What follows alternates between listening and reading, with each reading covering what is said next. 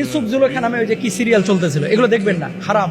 নবীদের চরিত্র এবং ক্যারেক্টার, ইউসুফ আলাইহিসসালামের চেহারা কেমন ছিল? মেয়েরা আপেল না কেটে হাত কেটে ফেলছে, এত সুন্দর ছিলেন ইউসুফ আলাইহিসসালাম। এখন ওখানে যে ইউসুফের চেহারা দেওয়া হয়েছে ইরানের এক আর্টিস্টকে, দাড়ি রাখছে, চেহারা সুন্দর, ঠিক আছে, কপালটা খোলা। আমাদের বাচ্চারা, আমাদের জেনারেশন যখন এর চেহারাটা দেখবে মনে করবে ইউসুফ নবী মনে হয় এরকমই ছিল। আসে কি আসে না, কোন নবীর চরিত্র কেউ এভাবে দিতে পারে না, এবং এটা জায়েজও নাই। কোন সাহাবীর চরিত্র দেওয়া জায়েজ নাই। গল্প আকারে প্রকাশের জন্য আপনি এতটুকু করতে পারেন যে ধরেন আপনি চেহারা বানাইলেন না, ছায়ার মতো কিছু বানাইলেন, অথবা চাদর দিয়ে একজন মানুষের আকার ধারণ করাইলেন, চেহারা দেখাবেন না, সেটা আপনি প্রেজেন্ট করতে পারেন, এবং সত্য ইতিহাস যদি তুলে ধরা হয় এটা জায়েজ আছে। আর ইউসুফ জুলেখার প্রেম দেখাইতেছে ওখানে নাটকের মধ্যে, হারাম সম্পূর্ণরূপে, এগুলো দেখা যাবে না। ইরান থেকে আসলে আর সৌদি আরব থেকে আসলে সবকিছু জায়েজ হয়ে যায় না, এটা মাথায় রাখতে হবে। 3-4 দিন না 5 দিন আগে দেখলাম পত্র পত্রিকায় এসেছে সাঁতারের ড্রেস পরে ফ্যাশন করতেছে সৌদি আরবে, নাউজুবিল্লাহ বলেন।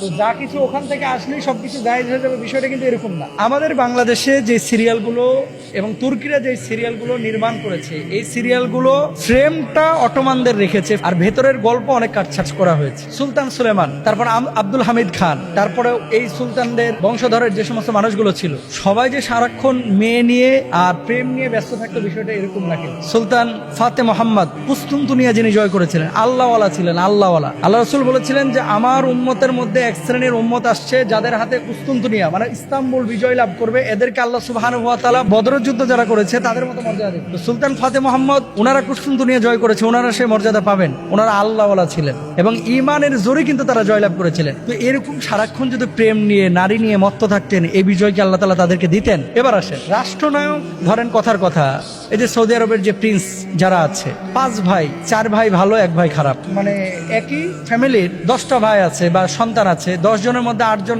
ভালো, 2 জন খারাপ। সুলতানদের মধ্যে কিছু সুলতান এরকম ছিল যারা বিলাসী জীবনযাপন করত, ইভেন এদের কাপগুলো স্বর্ণের বানানো, চামচগুলো স্বর্ণের বানানো, যেখানে যে কোমটে মূত্রত্যাগ করতো সেই মূত্রত্যাগের কোমটের ওপরে স্বর্ণের ফ্রেম লাগানো, এখনো আছে এই সমস্ত বিল্ডিং গুলো, এরা রক্ষণাবেক্ষণ করে রেখেছে, তুরস্ক গেলে দেখতে পাবেন। তো বিলাসী জীবনযাপন করেছে, এটা তাদের একান্ত নিজস্ব ব্যাপার, কিন্তু সমস্ত সুলতান বা এই অটোমান সালতানাতের পুরো সময়গুলো যে এইভাবে কেটেছে, বিষয়টা কিন্তু এরকম না। আবু আইয়ুব আল আনসারী রাদিয়াল্লাহু তাআলা নবীজি সাহাবী, তার বয়স ছিল 82 বছর, বুড়া হয়ে গেছে। ওই যে নবীজি বলেছিল ইস্তাম্বুল যে জয়লাভ করবে তাকে বদরি সাহাবীদের মতো মর্যাদা দেওয়া হবে, এই 82 বছরের বুড়া সাহাবী ঘোড়া নিয়ে তুরস্ক চলে গেছে। সুবহানাল্লাহ বলবেন না?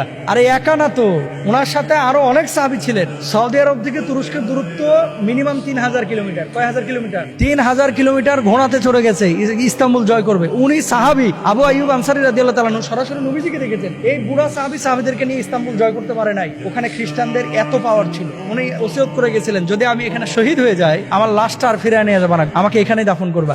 এই জন্য আবু আইয়ুব আনসারী রাদিয়াল্লাহু তাআলা এই কবর কিন্তু ইস্তাম্বুলের কিনারায়, তুরস্কে, অথচ নবীজির সাহাবী কত দূর। আবু আইয়ুব আনসারী রাদিয়াল্লাহু তাআলার কবরটা আমি জিয়ারত করেছি। যেটা বলার উদ্দেশ্য, এই সুলতান সুলেমানের যে ক্যারেক্টার আপনারা দেখেন, এখানে কিছু গল্প সত্য, কিছু গল্প এখানে কাটছাট করা হয়েছে, কিছু গল্প প্রেম, রিলেশনশিপ, এগুলো এখানে ঢুকানো হয়েছে, এবং এগুলো মানুষের মানে খোরাক তৈরি করার জন্য, মানুষকে একটু মানে আকর্ষণ করার জন্য এগুলো করেছে। এগুলো সবকিছু বিশ্বাস করা যাবে না।